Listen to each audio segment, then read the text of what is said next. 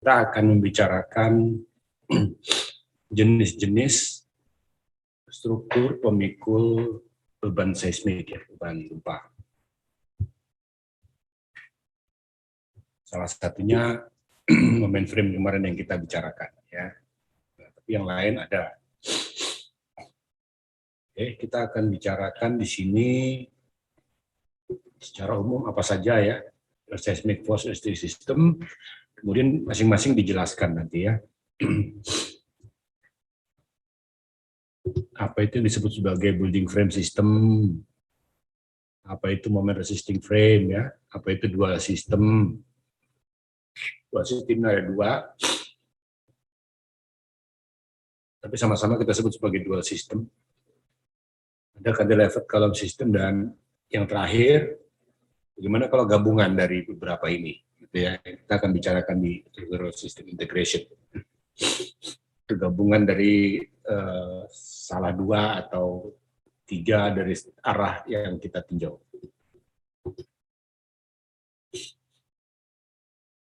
Oke, kemudian, nah, menurut SNI tabel 12, ya,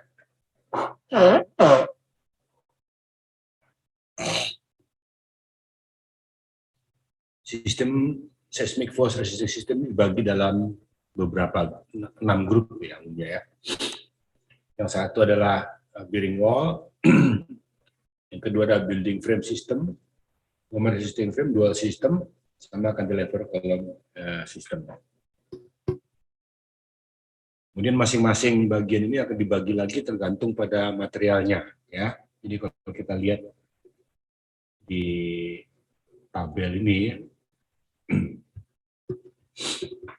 sistem A adalah sistem dinding pemikul, sistem B adalah sistem rangka bangunan, building frame system. Kemudian sistem C adalah sistem rangka pemikul momen, sistem D adalah sistem ganda dengan rangka pemikul momen khusus, ya, yang mampu menahan paling sedikit 25% gaya seismik yang diterapkan. Kemudian E, sistem ganda dengan rangka pemikul momen menengah, mampu menahan paling sedikit 25% gaya seismik. Kemudian F, sistem interaksi geser rangka dengan rangka pemikul beton bertulang. Yang terakhir adalah sistem, yang G adalah sistem kolom cantilever, ya. Kemudian yang terakhir sistem baja tidak detail khusus. Jadi kalau kita buat baja tapi sambungan-sambungannya kita tidak peduli, gitu ya. Artinya tidak kita desain sebagai penahan gempa. Itulah sistem-sistem yang ada dalam peraturan kita atau di tabel 12 ini. Ya, di tabel 12 kita rinci artinya. Nanti aja kita kembali ke itu, ya. Kita coba dulu bearing wall system. Nah, bearing wall system ini adalah wall yang memikul gravity sekaligus beban seismik. Ya, dua-duanya dipikulkan ke dindingnya. Bearing wall ini juga boleh pakai beton, ya, precast, bata boleh, atau pakai light frame. Light frame itu baja atau wood. Nah, yang menariknya ada cold form, ya, cold form. Jadi baja ringan itu bisa dipakai sebagai dinding, tapi tentu aja ada batasannya, ya, tidak bisa untuk gedung tinggi gitu. Jadi dengan gravitasi yang besar ini, ya, tentu aja dia beratnya lebih besar daripada kayak kolom-kolom. Dia cukup untuk membuat kestabilan terhadap guling, ya, terhadap gulingnya. Tapi masalahnya kalau dia gagal, ya, kalau dia gagal itu maka karena dia satu untuk arah itu, ya, dia seperti gambar ini, kalau salah satu patah, maka gedung ini akan runtuh, gitu ya. Akan runtuh. Nah, ini yang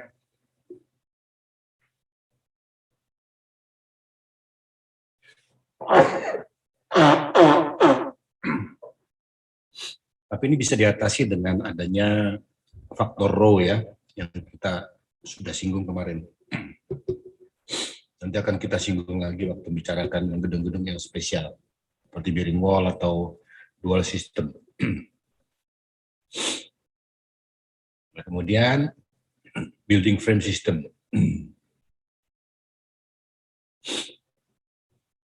Jadi building frame system ini ada shear wall, ada kolom gitu ya, atau ada bracing, ada kolom balok, tapi terpisah secara bukan struktural ya, secara pembagian kerjanya.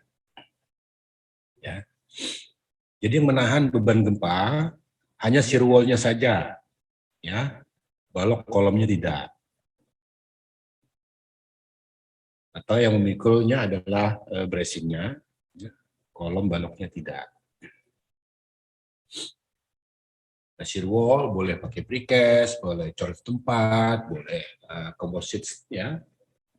Kemudian masonry, light frame, gitu ya. Nah, contoh apa namanya sketsanya itu begini. Jadi ada shear wall, terus ada frame ya, atau ada bracing baja, terus ada frame baja. Nah, frame-nya ini itu kecil-kecil ya. Sehingga kalau kita hitung pakai sub gitu, gaya yang diterima di frame ini tidak sebanding dengan gaya yang dipikul oleh bracing-nya atau shear wall-nya. Ya. Sehingga 100% gempa, ingat ya, 100% gempa kita berikan ke shear wall atau bracing-nya. Ya. Kolom balok tidak menerima beban gempa. Ya. Karena ini spesial, nanti akan kita lanjutkan di belakang ya, di hampir akhir nanti, baru kita bicarakan mengenai bagaimana mendesain struktur yang model ini. Ya.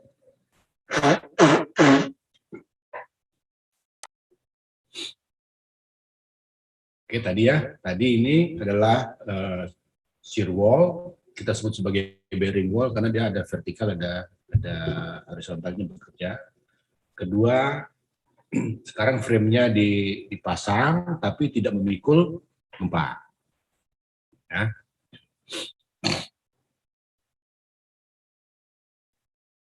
Nah, kalau memang sistem ini sudah yang paling kita kenal.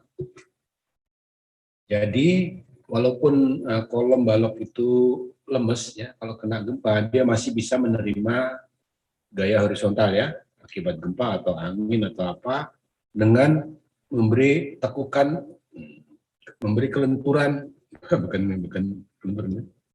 Nah, efeknya adalah diberikan kepada momen-momen pada kolom sama balok. Ya. Kalau tadi yang ini, maka semua itu dalam bentuk geser ya, bukan berarti geser yang anu, tapi momennya dan gesernya itu bekerja bareng ya. Karena bentuknya lebar kayak begini seperti shear wall, maka dia dominan menahan geser. Bukan berarti tidak ada momennya tetap ada ya, tapi yang paling umum dia bentuknya adalah bentuk geser. Kalau ini dari tarik tekan ya, karena dia brace sebelah kiri, ini adalah tarik tekan. Ya, ini adalah kelenturannya yang menahan ya, momen lentur itu yang menahan. Sehingga bentuk momen resisting frame ini biasanya itu fleksibel ya, fleksibel. Sehingga ada faktor yang apa namanya cukup menentukan, yaitu P delta efek. Jadi kalau simpangannya besar, maka P delta efeknya menentukan, ya. Karena dia lemes. Ya, makanya kemarin-kemarin saya katakan shear wall itu sebenarnya tidak perlu, kecuali simpangan kita berlebihan. Ya. Kecuali simpangan kita berlebihan. Terkadang shear wall itu kita manfaatkan terpaksa. Ya. Terpaksa itu karena misalnya ada lift, ya, lift. Gedung kita itu ada lift. Nah, daripada kosong begitu, ya, liftnya. Ingat, lift itu atau tangga tidak harus shear wall, ya. Tidak harus shear wall lift sama tangga itu. Kalau kamu ke mall, ya, melihat lift itu malah dikacain, ya, dikasih kaca biar orang bisa melihat keluar gitu, ya. Jadi lift tidak harus pakai shear wall kelilingnya, dia boleh terbuka, ya. Jadi tidak harus. Tapi kalau liftnya di tengah gitu, nggak ada yang dilihat kan, ya, nggak ada yang dilihat, ya, ya sudah pakai aja dia sebagai shear wall yang kita manfaatkan untuk mengurangi defleksi. Kalau defleksi kita besar, ya, itu nanti struktur-struktur non-struktural punya masalah. Ya, kita kan masih punya barang-barang yang kita tempelkan ke gedung kita, ya. Misalnya kalau di perpustakaan kita punya punya rak-rak buku, ya. Rak-rak buku. Kalau rak buku mungkin kalau bukunya jatuh tidak masalah, ya. Tapi misalnya itu tempat penjual minuman misalnya yang botol-botolnya ditaruh di rak-rak itu gitu. Ya. Nah itu kalau kena gempa raknya runtuh jutaan rupiah hanya akibat itu saja, ya. Nah sehingga biasanya, ya, kalau kita pakai moment resisting frame ini simpangan kita besar, ya, maka kita punya masalah dengan detailing non struktural ini. Ya, non struktural itu macam-macam, ya. Bisa dinding yang sebelah luar, dinding fasad maksud saya, ya, yang di luar itu yang gedung-gedung sekarang pakai itu semua. Fasad itu non struktural, cuma ditempelkan ke gedung kita gitu. Tapi kalau tidak terlalu besar simpangannya, maka fasad tadi bisa tabrakan dengan tetangganya, ya. Ini fasad tadi itu kalau di sini sebutnya cladding, ya. Atau hal-hal lain seperti AC, ya. AC sentral maksudnya, AC sentral itu kan ada ducting, ya, dari seluruh lantai itu ditebarkan ke seluruh lantai. Ya, nanti kalau dia kena gempa, maka penggantung-penggantungnya tadi bisa lepas, ya, kalau terlalu besar simpangannya, ya. Nah, sehingga memang menguntungkan atau menyenangkan kalau struktur kita tuh goyangannya kecil, ya. Tidak besar gitu goyangannya.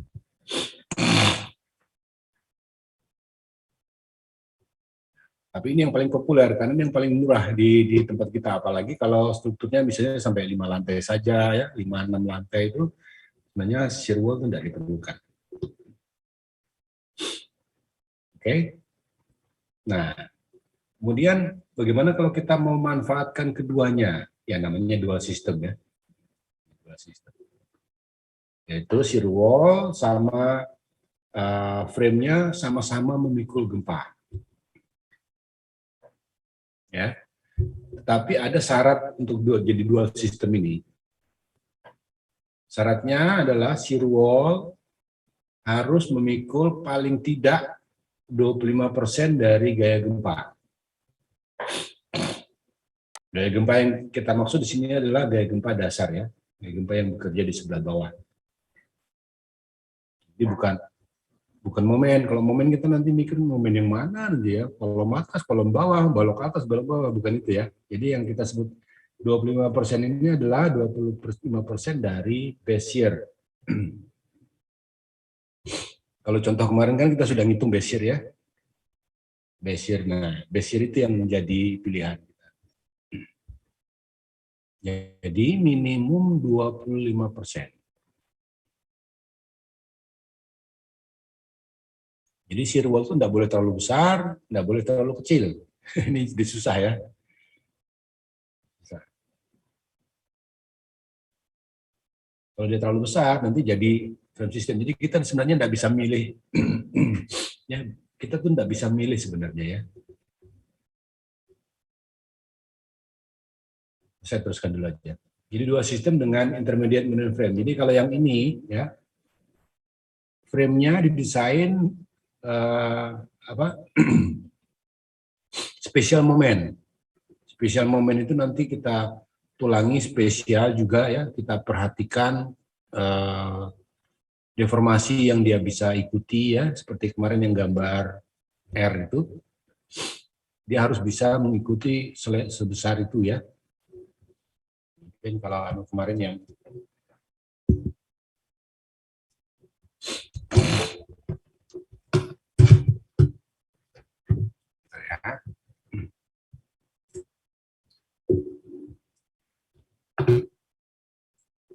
kalau kamu masih ingat kemarin,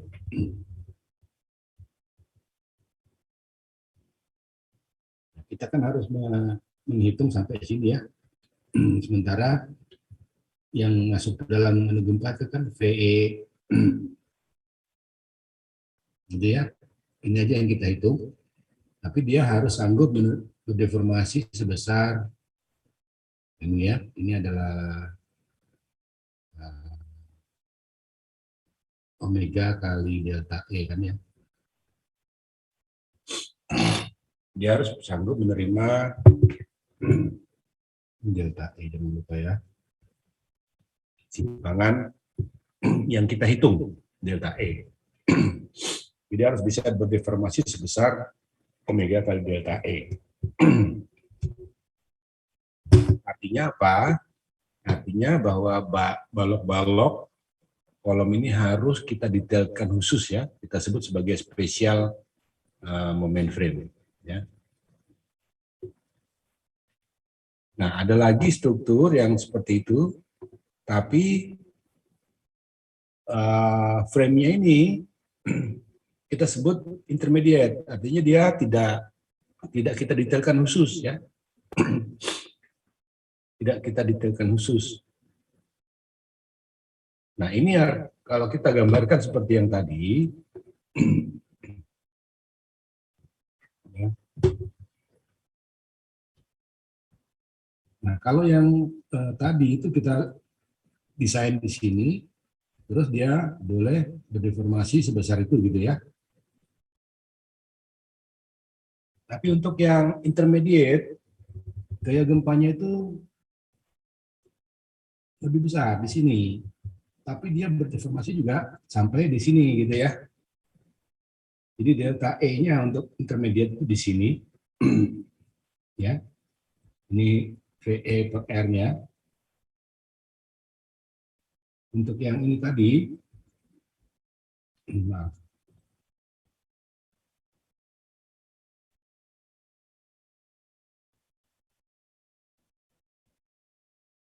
delta E-nya yang merah ini, gitu ya.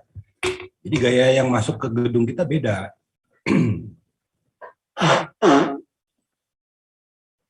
Gaya yang masuk ke gedung kita beda karena R-nya berbeda. Ya.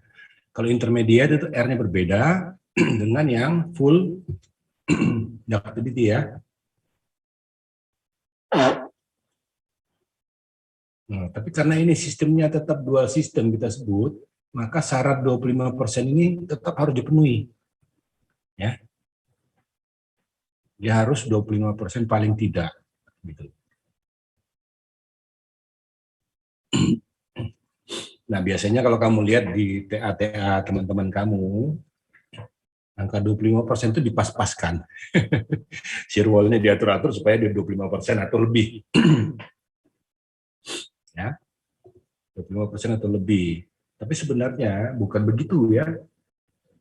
Misalnya waktu kamu desain, ada shear wall, ukuran tertentu, kolom-kolomnya sudah ada di sana semua, waktu kami hitung ternyata dia cuma 20%. Ya, karena ukurannya, stiffness-nya ya, seperti yang kita kemarin itu, kekakuannya itu 20% dari kekakuan total kolom balok di sekitarnya. Jadi shear wall-nya tidak perlu dibesarkan, ya. Shear wall tidak perlu dibesarkan. Tapi besarnya gaya yang masuk shear wall tetap 25%, karena itu syaratnya. Ya. Walaupun dia dalam hitungan itu hanya menerima 20%, tapi hitungannya harus 25% untuk mencapai dual system tadi. Gitu ya. Karena di sini disebutkan, desain support at least 25% of base shear.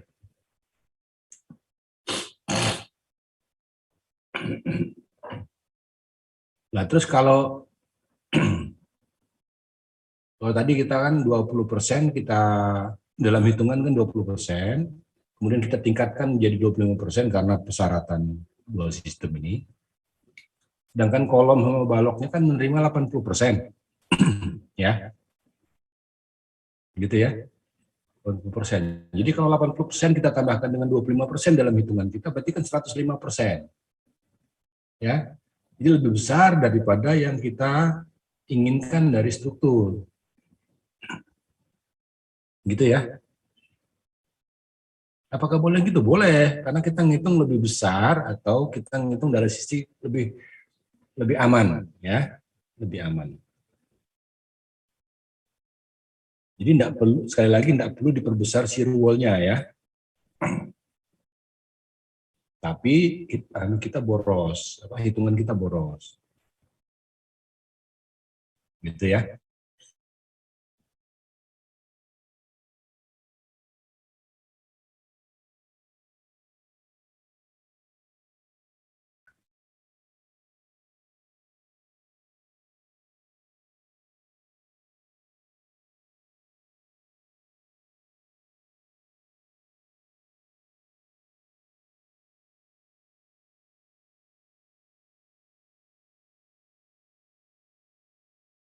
Frame biasa.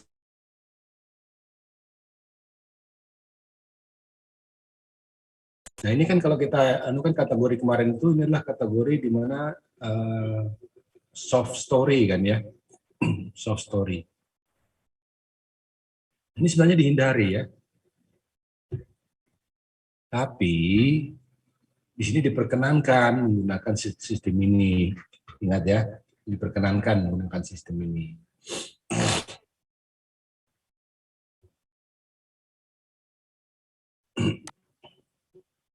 Jadi di sini disebutkan kalau ada 50% massa berada di atasnya, gitu, maka ini adalah cantilever kolom. Ya. Tapi ini biasanya cenderung gagal di sebelah bawah ini ya, yang paling bawah. Nah, kalau kamu terpaksa harus membuat ini, apa yang kamu lakukan? Ya. Ada yang punya ide?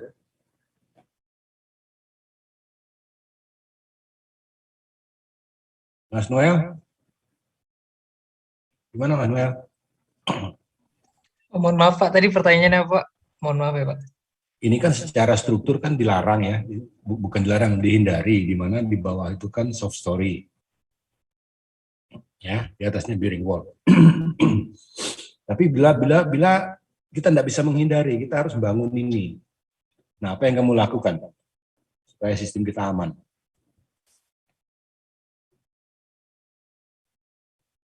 Ya. Izin berpendapat Pak. Kenapa? Izin berpendapat Pak. Tidak kedengaran saya, tidak jelas. Izin berpendapat Pak. Ya, silakan. Mungkin menambah kekakuannya yang sebelah bawah itu mungkin ditambahkan dengan dinding atau memperbesar kolomnya Pak. Ya, walaupun kita perbesar kolomnya, tapi sistemnya kan tetap soft story di sebelah bawah kan ya. Jadi membesarkan kolom bukan jawaban yang untuk ini, bukan penyelesaian masalah maksudnya. Kalau semisal ditambahkan dinding bagaimana, Pak? Mana? Gimana? Gimana? Ditambahkan dinding. Bahkan dinding. Tambahkan dinding nanti sistem kita berubah lagi nanti. Ya. Ini kita diminta seperti ini gitu. Tidak ada perubahan struktur. Di bawah tetap kosong, tetap apa? Weak. Lantai besar itu tetap weak. Lalu gimana? Pemasangan dinding tidak diinginkan.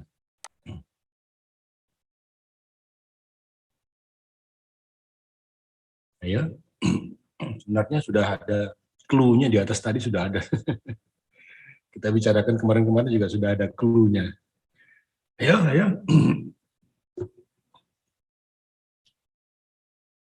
Ya, Mas Rendra gimana? Iya Pak, mungkin kalau yang bawah dikasih bracing nggak boleh ya Pak? Memang harus dibuat big. Kan sudah, itu merubah sistem nanti. Mungkin ditambah sirwell, Pak.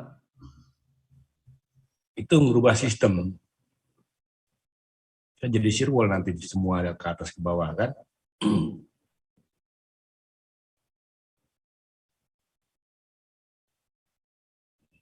Ya, apalagi?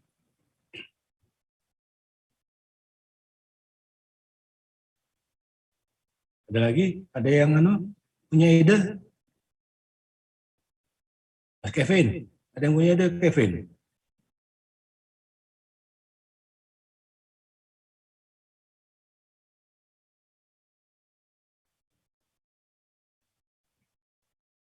Walaupun jarak diperkecil, tapi sistem itu tetap sistem lemah di bawah, Mas. Jadi tidak akan menyelesaikan permasalahan kita. Ya, Mas Viko gimana Mas Viko? Atau masih sama kayak pemikirannya Rendra tadi, Pak. Mas Faisal? Faisal? Gimana kira-kira? Kebayang sih Pak, gimana caranya? Kebayang. Oke, jadi kita kembali ke kisah kita di bentar ya, saya upload dulu.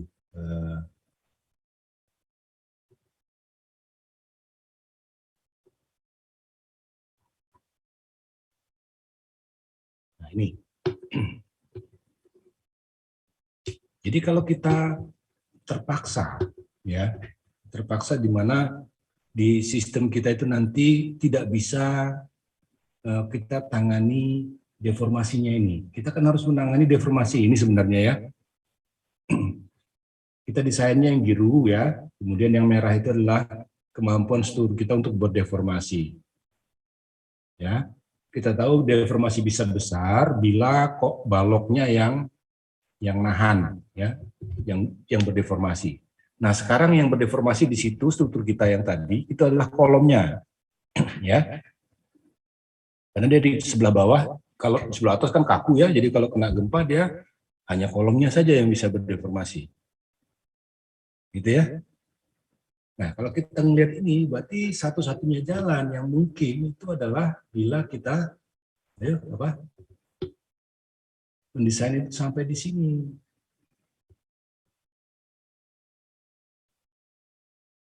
Ya. Kita mendesain sampai di sini, sampai elastik penuh. Jadi semua gempa kita masukkan ke situ. Jadi deformasinya sudah sebesar delta E itu. Artinya dia tidak perlu mendisipasi energi. Ya.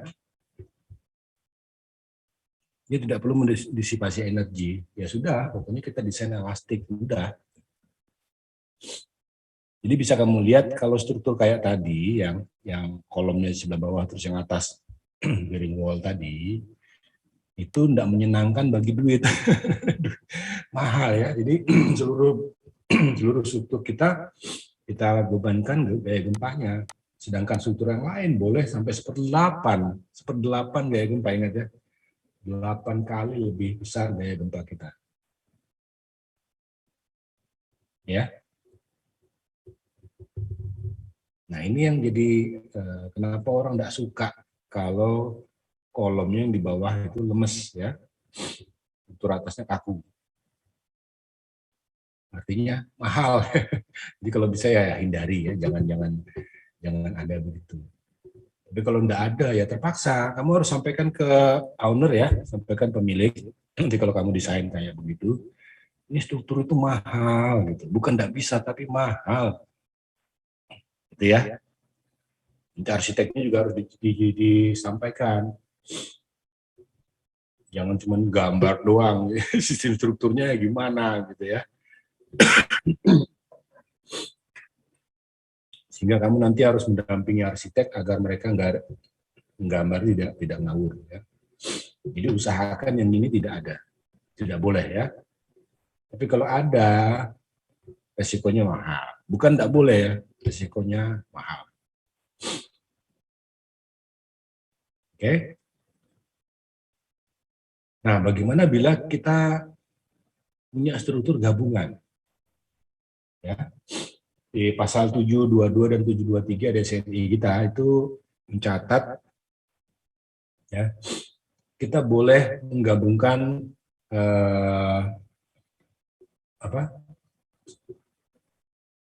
sistem ini arah X, arah Y atau vertikal gitu. Jadi satu arah misalnya shear wall, gitu ya, arah lain frame, ya.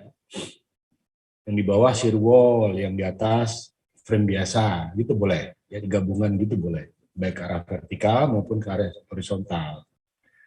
Nah, cuman masalahnya berapa nilai R-nya, karena shear wall sama frame beda, ya, beda nilai R. Shear wall sama misalnya di atas ada bracing gitu ya, atau bracing dengan portal frame biasa, karena nilai R-nya lain. Nah, itu diatur di 722 dan 723 untuk yang vertikal ya. 722 untuk horizontal, 723 itu untuk yang vertikal. Jadi diperkenankan ya, section force itu diperkenankan untuk dua ortogonal yang berbeda. Ya. Jadi arahnya dia tergantung pada berapa besar R-nya dia ya.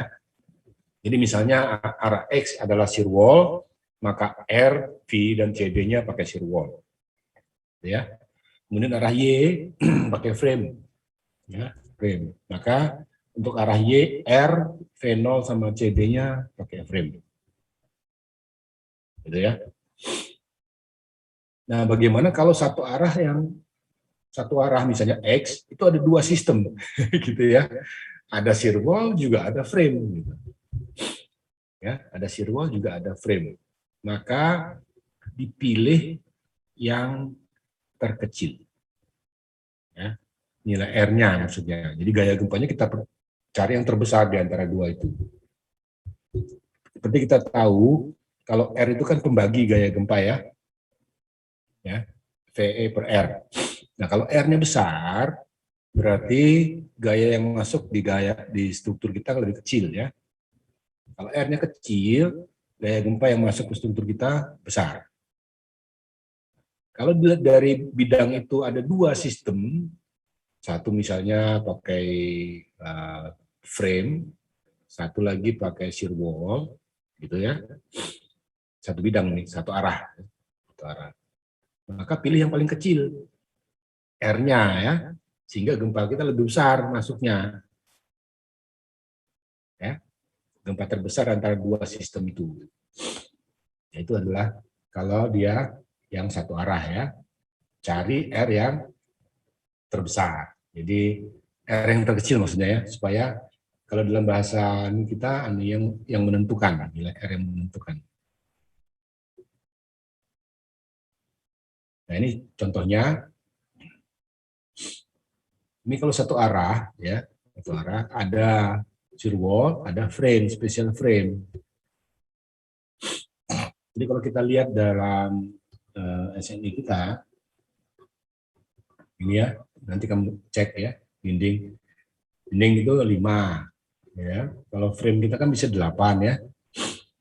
Nah, sehingga yang menentukan adalah yang 5 ini. Gitu kan ya. Jadi gaya gempa kita lebih besar masuknya. Oke? Ya, ini gampang dipahami karena secara logik aja sudah oke lah, kita ngalah, kita pakai yang gaya gempa terbesar di antara itu gitu ya. Nah, untuk yang vertikal ini ada dua kemungkinan ya. Ada dua kemungkinan. Yang satu, bila yang paling bawah, yang di bawah maksudnya ya. Jadi misalnya kita punya 4 lantai ya. 2 lantai pertama itu salah ketik.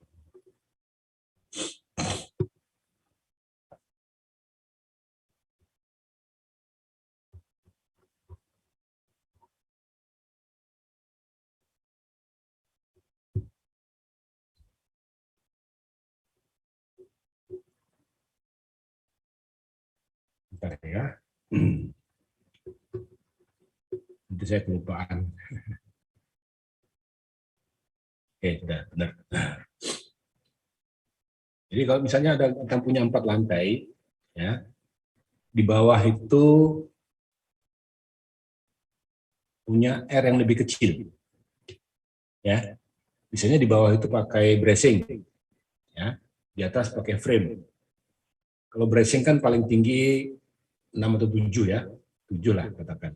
Sedangkan yang di atas frame bisa 8 ya.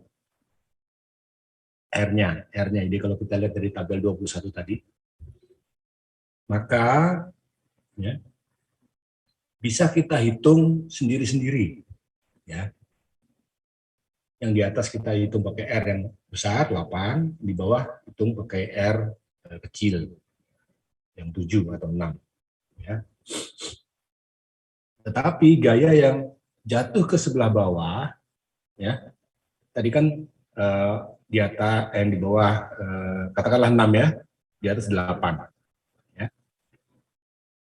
Waktu kita hitung yang sebelah atas, ya, sebelah atas, kita kan boleh menghitung berdasarkan R-nya yang sebelah atas. Gaya gempanya kan kecil ya. Gaya gempanya lebih kecil daripada yang sebelah bawah kalau kita pakai R yang sebelah bawah. Nah, gaya gempanya yang di sebelah bawah harus dikalikan dengan R atas per R bawah. Harus diperbesar. Gaya gempa yang masuk ke struktur yang sebelah bawah harus kita perbesar, ya. Ini, jadi harus diperbesar dengan mengalihkan rasio atas dan bawah.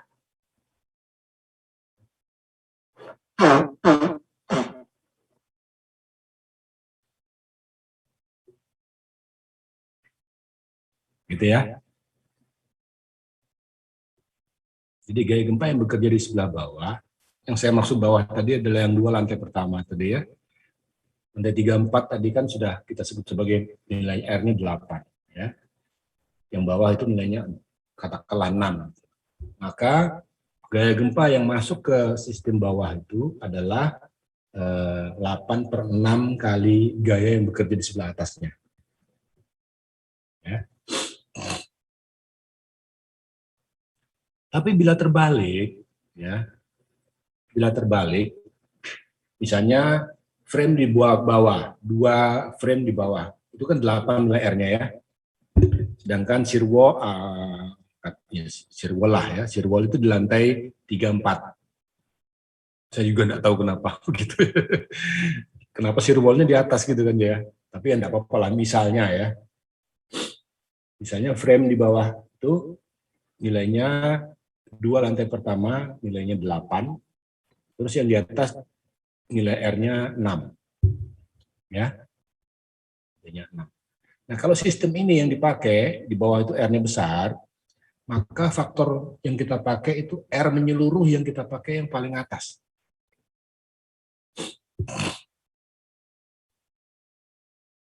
Jadi R-nya 6 kita pakai untuk seluruh struktur. Tidak ada pembagian seperti yang di atas tadi ya. Tidak ada pembagian seperti lantai 1, item 1. Jadi sekali lagi, item 1 tadi, bila di sebelah bawah itu nilai R-nya lebih kecil daripada yang sebelah atas. Ya. Nah, kalau begitu, maka kita boleh menghitung struktur atas terpisah dengan struktur bawah dengan R-nya masing-masing. Gitu ya.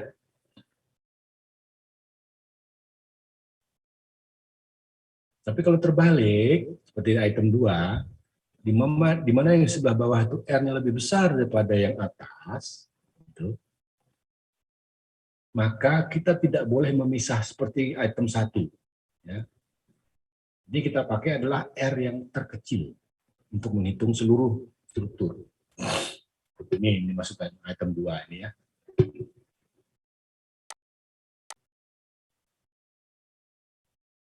Nah, ini misalnya begini tadi ya. Kalau shear wall mungkin akan agak jarang dipakai, tapi kalau bracing lebih sering. Nah, lebih sering. Nah, ini kemungkinan terjadi ya. Ini juga sering terjadi kalau kita punya yang di bawah itu dimanfaatkan untuk parkir misalnya ya. Parkir kan kalau ada bracing tidak bisa dimasukin. Kalau ada bracing kan dia susah menghalangi jalannya. Nah kalau seperti ini yang di atas itu nilai R-nya kan lebih kecil ya, yang lantai 2 dan 3. Nah kalau special moment ini kan nilainya 8 R-nya ya, seperti yang di tabel 21 tadi. Nah kalau ini 6 atau 7, tergantung pada kita mau pakai yang mana. Ya. Nah kalau begini, maka mau tidak mau kita pakai R yang terkecil, yaitu R yang sebelah atas. Apa efeknya terhadap gempa kita? Gempa kita lebih besar ya, karena kita pakai R yang kecil.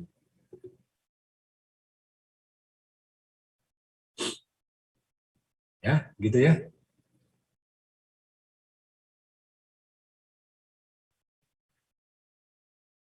Nah, di SNI kita ini, jadi sebenarnya kita tuh tidak bisa milih ya. Nilai R kita tuh tidak bisa milih.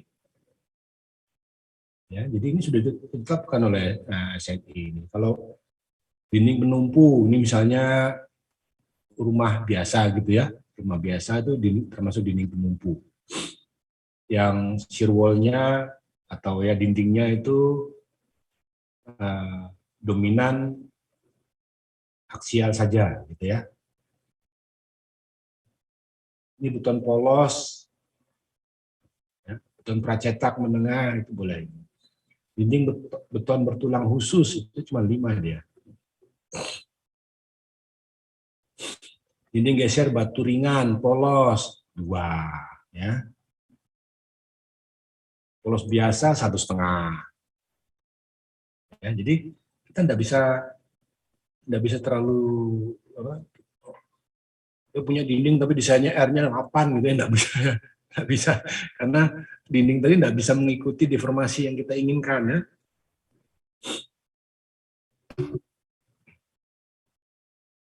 Nah ini sistem rangka bangunan yang shear wall tambah frame yang kecil tadi ya, frame-nya kecil. Nah, kalau beton kita kan ini ada rangka baja dan beton komposit dengan bracing eksentris itu 8. Ini dinding geser beton bertulang khusus itu pakai 6 ya. R-nya. Nah, kalau R-nya 6 ininya harus ikut ya. Jangan ini walaupun kita tahu di sini ada 6 tapi karena sistemnya itu rangka baja itu berbeda dengan 6 untuk beton ya. Faktor pengalinya omega sama CD-nya yang berbeda.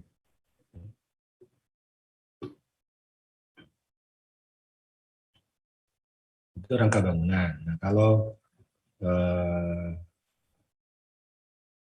pemikul rangka momen, ya, baja pemikul khusus 8, ya. Beton bertulang momen khusus 8. Ingat ada kata-kata khusus ya. Khusus tadi berarti kita bisa membuat balok kita berdeformasi besar ya. Nah, balok berdeformasi besar itu kita pasang sengkang yang banyak ya, agar dia bisa berdeformasi besar.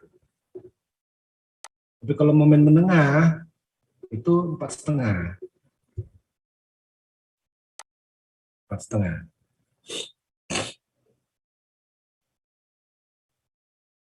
Bapak, kan berarti saya bisa membuat struktur saya bisa pilih untuk momen menengah gitu kan boleh Pak. Tidak perlu momen khusus untuk daerah gempa yang misalnya Surabaya atau Jakarta atau Palu atau apa gitu. Ya. Nah, kamu harus cerdik ya. Kamu harus cerdik bahwa kalau sistem menengah itu karena sengkang-sengkangnya tadi tidak banyak ya, tidak banyak, sehingga kita dibatasi untuk tinggi gedung kita, ya, tinggi gedung kita cuma sampai 10 ini 10 meter atau 10 lantai. Ini pakai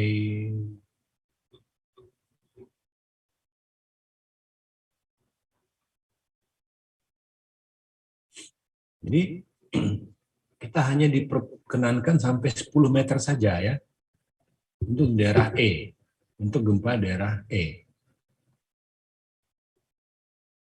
Maksudnya D. Saya D kok milih E ya. Jadi kita cuma 10 meter saja tingginya, atau 2 lantai. Ya. Kalau tanah kita tanah E sama F, maka di sini TI tidak diizinkan. Kalau gempanya kuat, tidak diizinkan. Ya, jadi pilihan kita tidak terlalu banyak ya, tidak terlalu banyak.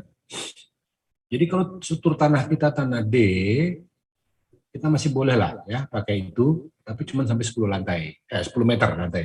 Ya. Berarti kira-kira 2 lantai lah, atau 2,5 lantai tergantung pada tinggi lantaimu ya.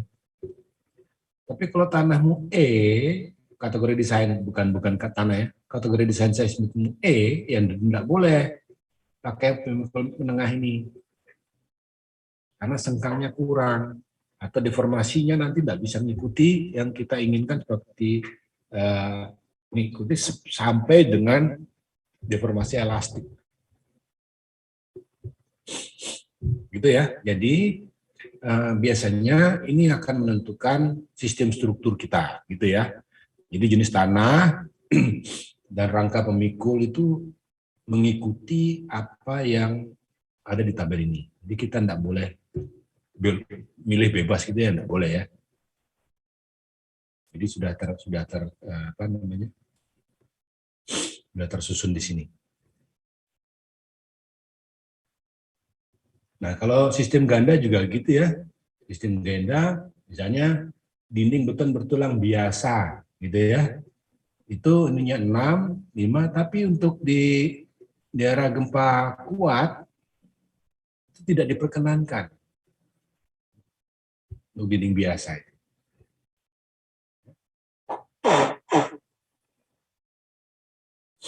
Jadi selalu khusus ya untuk gempa-gempa di daerah gempa-gempa kuat itu selalu diminta khusus supaya dia bisa berdeformasi seperti yang kita harapkan ya. Dengan R-nya tentunya sebenarnya R-nya 7 ini kan lebih menguntungkan bagi kita ya daripada R6 gitu ya. Toh 7 dan 6 tidak terlalu banyak bedanya ya. Tapi kalau kita pakai 7 kita tingginya tidak dibatasi lagi ya. Tadinya kalau yang 6 atau bertulang biasa, maka TI di sini tidak diizinkan. Tapi kalau kita pakai 7 bebas gitu ya.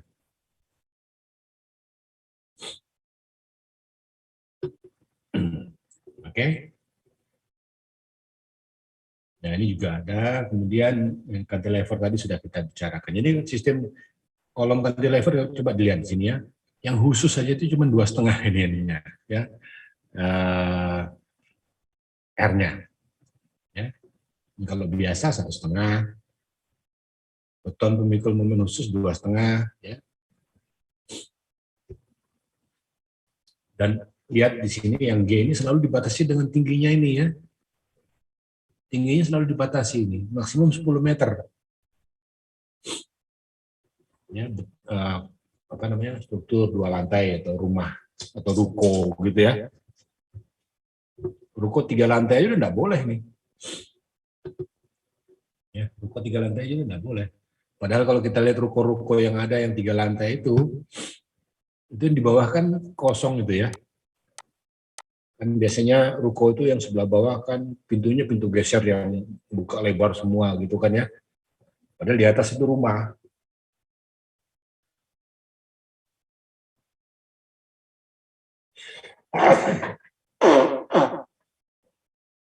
Maksud saya tempat tinggal ya, lantai 2, lantai 3 tempat tinggal sehingga dindingnya besar di sana.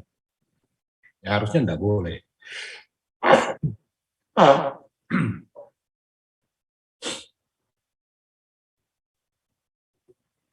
Oke. Sampai di sini ada pertanyaan?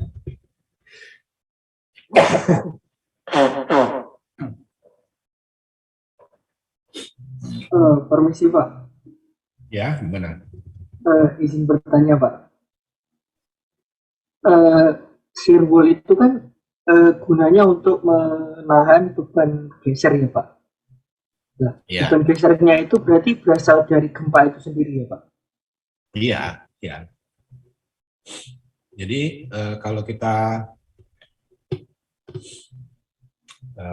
punya apa namanya struktur, katakanlah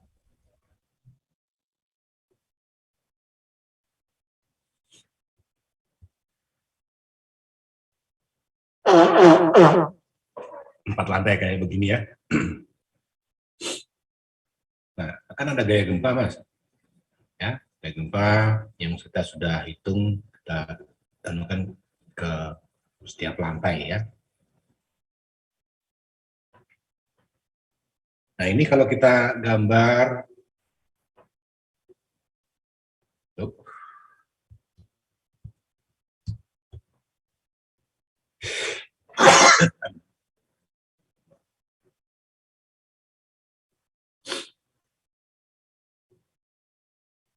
ini dari lantai apa? Lantai atap, ini geser lantai atap, lantai berikutnya, ini geser berikutnya, ini geser berikutnya gitu ya. Nah, sehingga kita akan bisa menggambar gaya geser per lantai.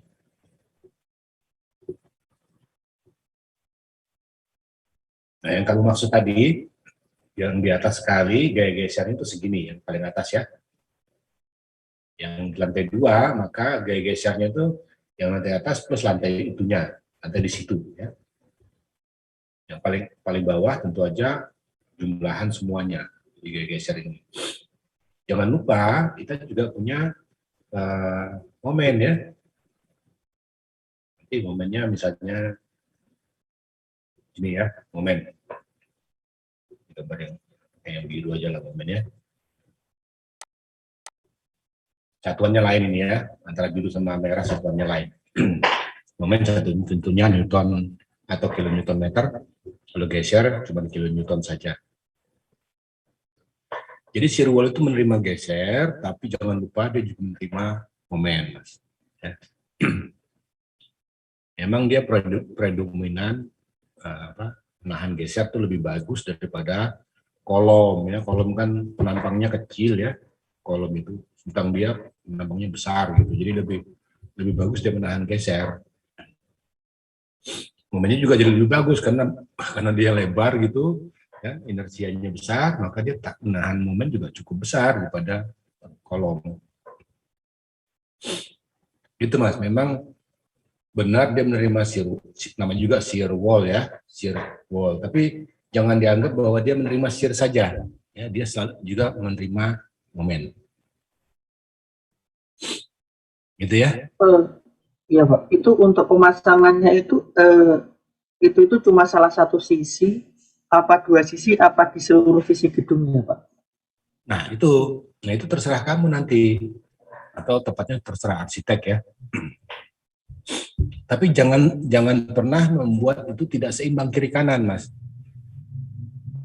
Ya, kita tahu resikonya kalau kita pasang salah satu sisi saja, berarti nanti kekakuannya ini kan di arah sisi itu kan kuat, besar, ya. Sementara sisi lain kecil. Apa akibatnya? Ayo, apa akibatnya? Itu kemarin Pak ada kayak punter kalau nggak salah Pak. Ada torsi ya, torsi. Nah, Iya.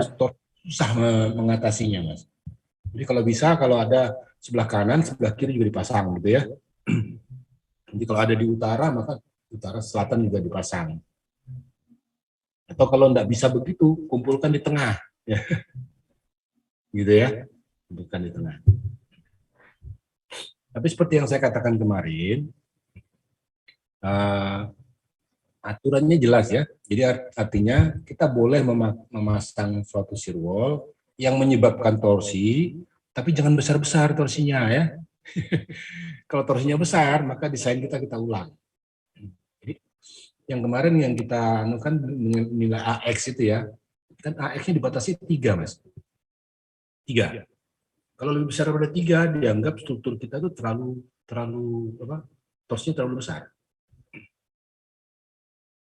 Gitu ya. Tapi kalau di bawah 3 oke lah, biar diberi torsi tapi masih bisa ditangani oleh struktur yang ada di peraturan kita.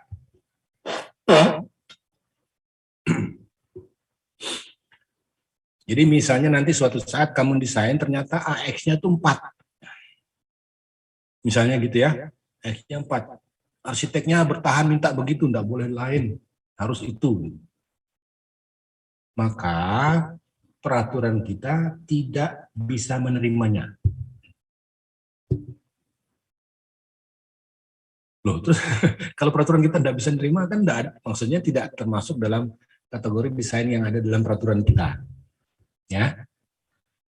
Lalu gimana? Apakah enggak boleh? Oh, boleh, Mas, boleh. Boleh, tapi analisanya harus spesial, ya. Harus spesial.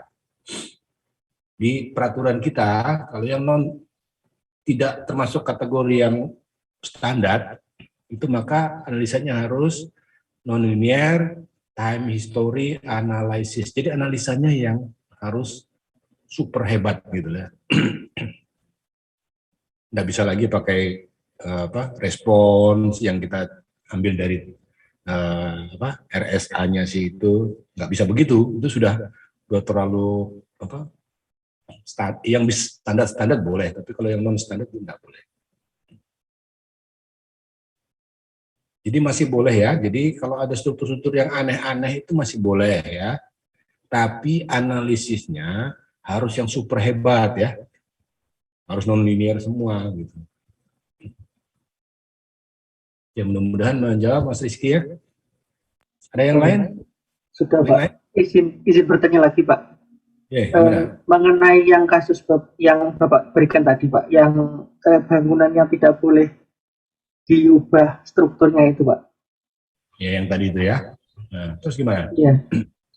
Kemarin kan Bapak bilang itu ketika kita mau buat strukturnya inelastis kan ditambahkan sekang yang banyak ya Pak. Betul. Nah kalau di sini itu kan Bapak bilang tadi kan dibuat elastis, sedangkan untuk strukturnya itu tidak boleh ada perubahan.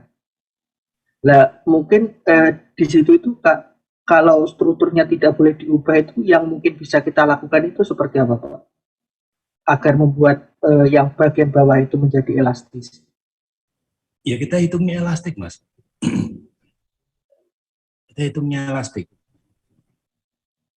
Jadi semua gaya gempa kita pikulkan ke balok kolom yang sebelah bawah ini. Dengan menghitung dia elastik, berarti kan kita tidak perlu lagi membuat dia bisa berdeformasi seperti yang kita harapkan sebelumnya. Dia kan sudah sampai delta E, Mas. Delta E yang vertikal tadi ya, dari atas itu. Ya sudah, kalau kita hitungnya elastik ya sudah, bisa dia boleh menerima itu. Gitu. Cuma tadi yang saya katakan, ini nanti jadi mahal strukturnya. Ya. Dengan memasukkan gaya 8 kali, berarti kan tulangan kamu naik 8 kali kira-kira ya. Luas tulangannya 8 kali 5 lebih besar gitu. Ya. Kalau kolom kamu perbesar, oke lah. Kolomnya kita perbesar 2 kali, berarti nanti tulangannya 4 kali lebih besar daripada kalau kita menghitung cara biasa. Ya. Berarti kalau semisal di situ tadi kasusnya penambahan dimensi kolom sama tulangan itu masih diperbolehkan ya Pak? Masih. Ya, baik Pak. Terima Tapi kasih Pak. tidak efektif ya, tidak efisien ya dari segi ekonomi. Ya.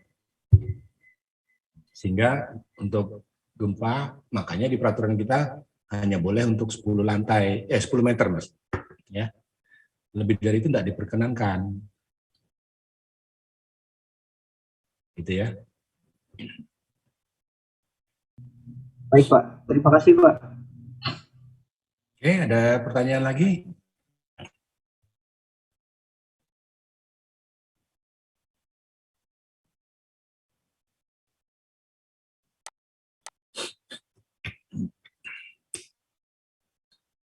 Ya, jadi kamu bisa nebak-nebak nanti kita dalam materi ini itu biasanya hanya konsep gitu ya. Karena dianggap hitungan itu kamu bisa ya. Tapi nanti ada contoh hitung, cuman tidak kita detailkan. Hanya yang perlu kita tekankan dalam gempa ini apa saja ya. Misalnya tulangan tekan harus diperhitungkan dalam menghitung gitu ya. Bahwa tulangan tekan minimum untuk di penampang di depan kolom harus 0,5 gitu ya. Nah, itu yang mungkin tidak ada dalam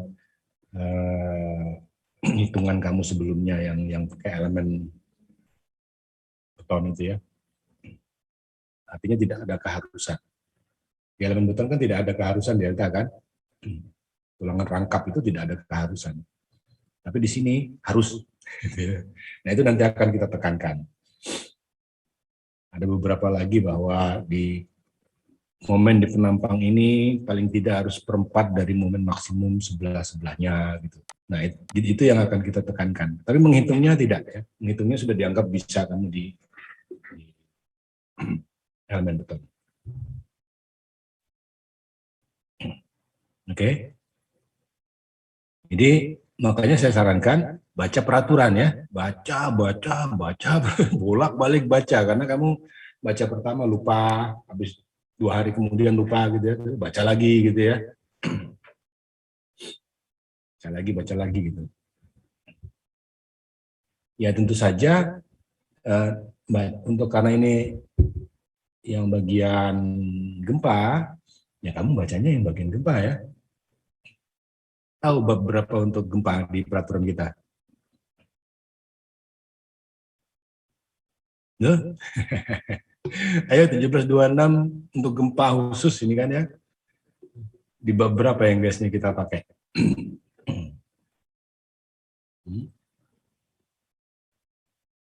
Kalau 1726 semua ya, 1726 itu semua. Ya. Sampai bab sebelum pondasi ya. Pondasi ikut, masih termasuk kita pondasi. Setelah itu seperti perdaman gitu enggak usah ya, enggak usah dibaca, itu terlalu advance bagi kita. Tapi kalau yang 2847 untuk beton itu beberapa yang menangani beton tahan gempa. Ya. Jadi kamu membacanya itu bukan cuma 1726 loh ya, 2847 juga ya. Yang bagian khusus untuk penahan gempa.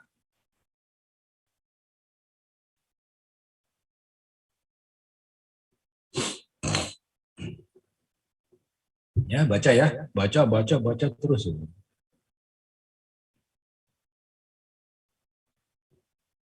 Jadi saya ingin kamu itu seperti anak-anak ITB, ya, lulus itu hafal peraturan.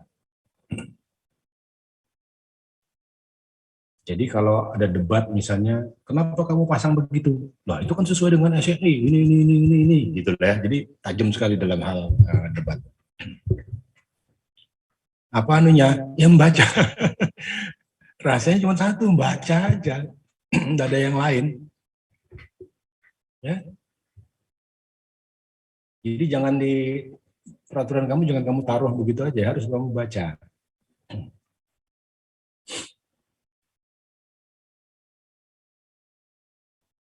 Begitu juga nanti kalau kamu debat dengan asisten tugas beton, tugas baja atau sebagainya gitu. Ya harus itu yang kamu jadikan senjata peraturan ya. Jangan omongan menurut teman saya ke begini kok Mas, nggak boleh. Apalagi kalau menurut contohan saya kan segini. Nggak boleh ya. Jadi kamu harus bilang menurut SNI itu angkanya segini Pak, tunjukkan ya. Pasal berapa, ayat berapa, tunjukkan. Ini. Sudah, kalau itu bisa ditunjukkan, sudah, asisten paling nyerah. Nggak bisa berbuat apa-apa. Ya, karena aturannya begitu. Gitu.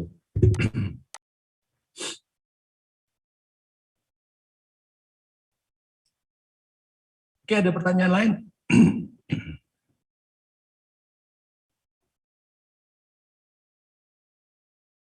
Mbak Teresia, ada pertanyaan Mbak Teresia? Belum ada, Pak.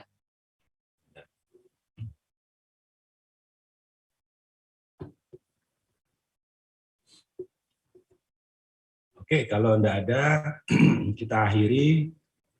Assalamualaikum warahmatullahi wabarakatuh.